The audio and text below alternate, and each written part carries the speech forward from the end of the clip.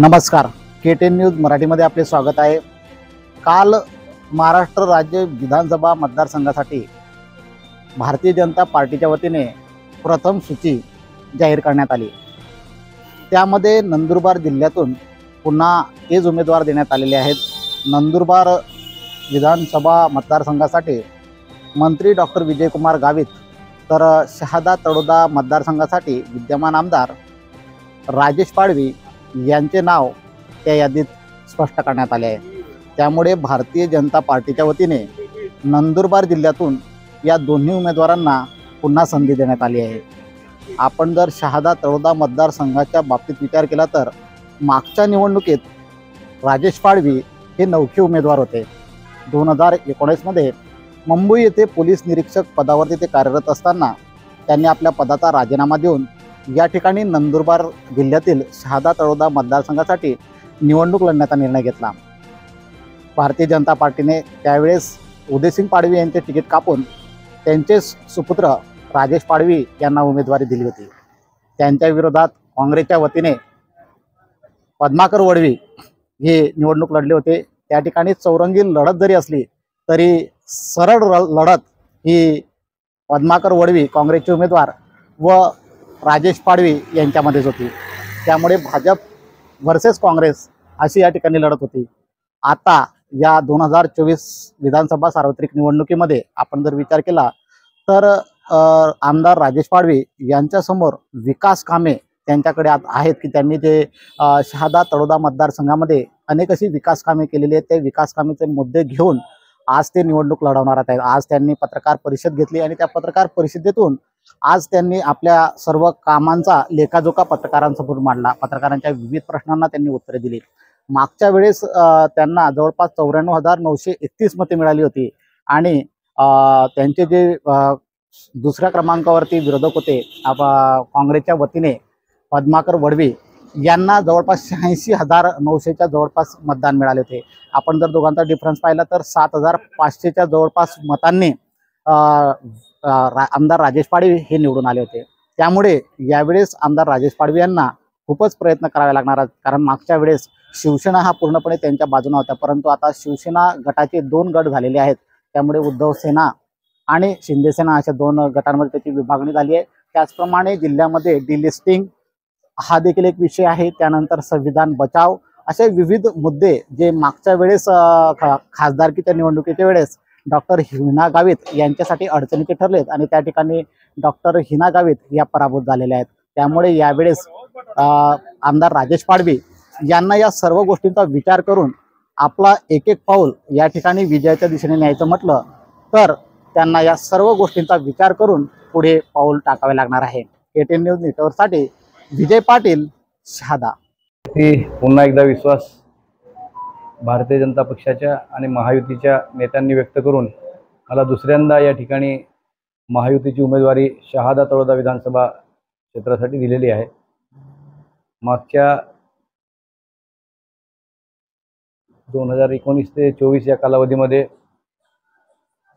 मी आमदार म्हणून निवडून आल्यानंतर सर्वच दुर्गम अतिदुर्गम भाग, गाव पाड्या वाड्या वस्ती, सर्व ग्रामीण भागात कनेक्टिव्हिटी होईल ह्या दृष्टीने रस्ते, ब्रिजेस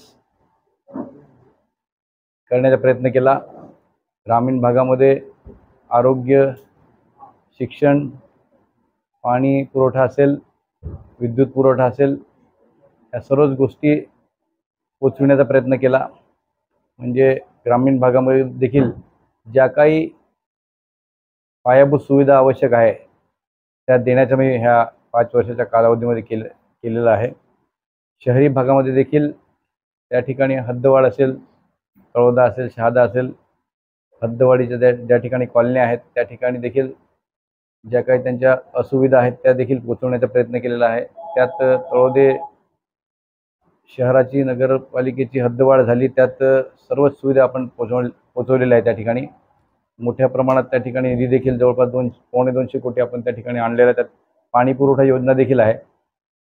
शहाद्यासाठी देखील आपण हद्दवाढ त्या ठिकाणी आपण केलेली आहे, परंतु त्या ठिकाणी सुप्रीम कोर्टामध्ये याचिका दाखल असून की जी काय वाढ रचना आहे ओबीसी संदर्भात, तो विषय मान्य सुप्रीम कोर्टात प्रलंबित आहे.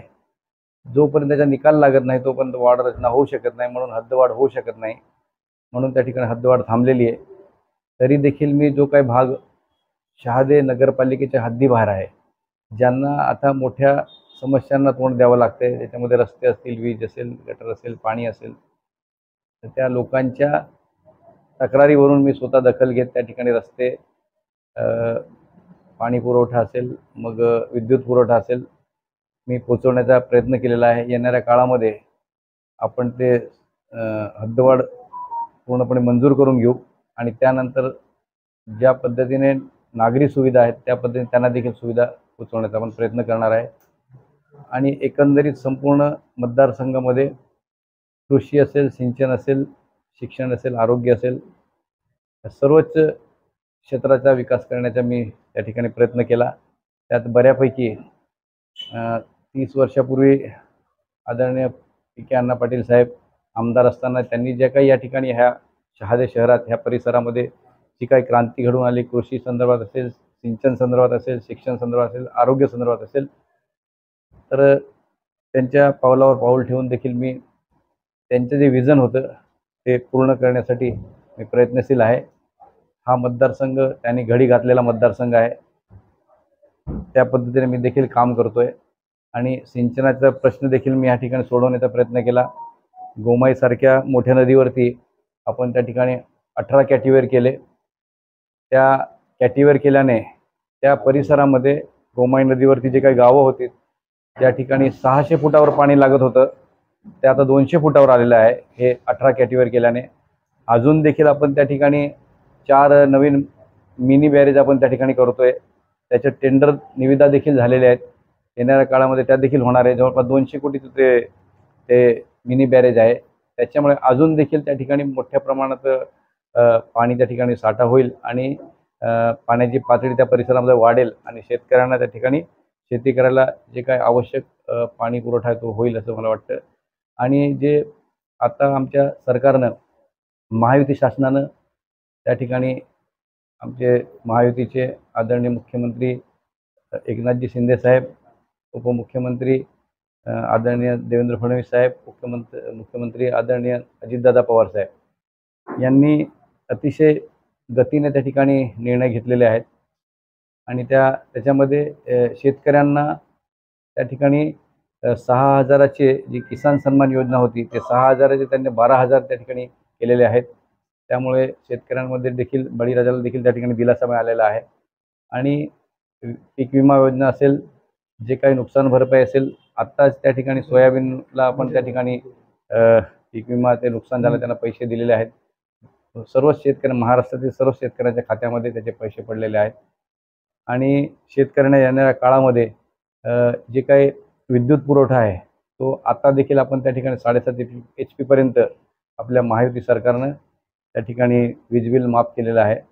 आणि येणाऱ्या काळामध्ये देखील 7.5 HP पर्यंत शेतकऱ्यांचे जर कृषी पंप असेल तर त्यांना कायमस्वरूपी त्या ठिकाणी वीज बिल माफीचं त्या ठिकाणी आमच्या महायुती सरकारने जाहीर केलेलं आहे. आणि येणाऱ्या 15 महिन्यामध्ये संपूर्ण महाराष्ट्रामध्ये त्या ठिकाणी सौर ऊर्जेवरती फीडर आमचे त्या ठिकाणी काम सुरू आहे. तर त्या माध्यमातून सकाळी 6 ते संध्याकाळी 6 वाजेपर्यंत शेतकऱ्यांना 7.5 HP पर्यंत मोफत त्या ठिकाणी वीज पुरवठा होणार आहे. त्याचे कुठलंही बिल त्यांना येणार नाही. आता देखील जवळपास माझ्या मतदारसंघातील 1.5 लाख शेतकऱ्यांना 7.5 HP पर्यंत त्या ठिकाणी वीज बिल माफ झालेलं आहे. तसे आकडे माझ्याकडे आहेत आणि तसे मी त्या शेतकऱ्यांना त्या ठिकाणी त्यांच्या मोबाईलवरती आपण तुम्हाला किती बिल होतं आणि किती बिल माफ झालं हे आम्ही त्या ठिकाणी पाठवतोय. त्यांना सर्टिफिकेट देखील पाठवतोय. त्या सर्टिफिकेटमध्ये महायुती शासनाच्या त्या ठिकाणी आभार व्यक्त करतोय आणि येणाऱ्या काळामध्ये त्यांना वीज बिल 7.5 पर्यंत मोफत राहणार आहे हे देखील आपण त्यांना लिहितोय. तर अशा पद्धतीने शेतकरी असेल, कामगार कल्याण विभागाचे देखील त्या ठिकाणी आपण कामगारांना जे काही भांडी आपण त्यांना गृहोपयोगी कुटुंबाला पुरेशी अशी भांडी, त्यांना काम करताना सुरक्षा म्हणून त्या ठिकाणी सुरक्षा किट देखील आपण त्या ठिकाणी दिलेली आहेत. तर अशा कल्याणकारी योजना भरपूर राबवलेल्या आहेत. त्यात महत्त्वाची योजना महिलांसाठी असेल तर ती लाडकी बहीण योजना आहे. त्या योजनेमध्ये आपण आज माझ्या मतदारसंघामध्ये जवळपास 70,000पर्यंत माता भगिनींना त्या ठिकाणी लाडकी योजनेचा लाभ मिळालेला आहे. त्यात आत्तापर्यंत 3 ते 4 हप्ते त्या ठिकाणी त्यांना मिळालेले आहेत, 1,500 प्रतिमाह. तर त्या माध्यमातून संपूर्ण महाराष्ट्रातील आणि माझ्या मतदारसंघातील माता भगिनी देखील खुश आहेत त्याच्याने, ही योजना त्यांना मिळाल्याने. तर अशा कल्याणकारी योजना सर्वच क्षेत्रासाठी राबवल्या म्हणून येणाऱ्या काळामध्ये महायुती शासनाने, हे काय गतिमान शासन आहे आमचं, त्या शासनाने मोठे निर्णय घेऊन सर्वच विभागांच्या त्या ठिकाणी नवीन नवीन GR काढून त्या ठिकाणी शेतकऱ्यांना सर्वांनाच शिक्षणासाठी देखील त्या ठिकाणी मुलींना संपूर्ण पहिलीपासून तर ग्रॅज्युएट होईपर्यंत शिक्षण मोफत त्या ठिकाणी केलेलं आहे. आणि लाडकी बहीण योजनेसोबतच लाडका भाऊ देखील योजना त्या ठिकाणी सुरू केली. त्याच्यामध्ये ITI वगैरे असेल तर त्यांना अप्रेंटिसमध्ये 8,000 पासून 10,000पर्यंत त्यांना त्या ठिकाणी स्टायपेंड सुरू केलेलं आहे. अशा पद्धतीने सर्वच योजना आमच्या महायुती सरकारने राबवल्या म्हणून मला आशा आहे की येणाऱ्या काळामध्ये आत्ताच्या निवडणुकीमध्ये, ह्या विधानसभेच्या निवडणुकीमध्ये महायुतीचं सरकार त्या ठिकाणी राज्यामध्ये येईल असा मला विश्वास आहे.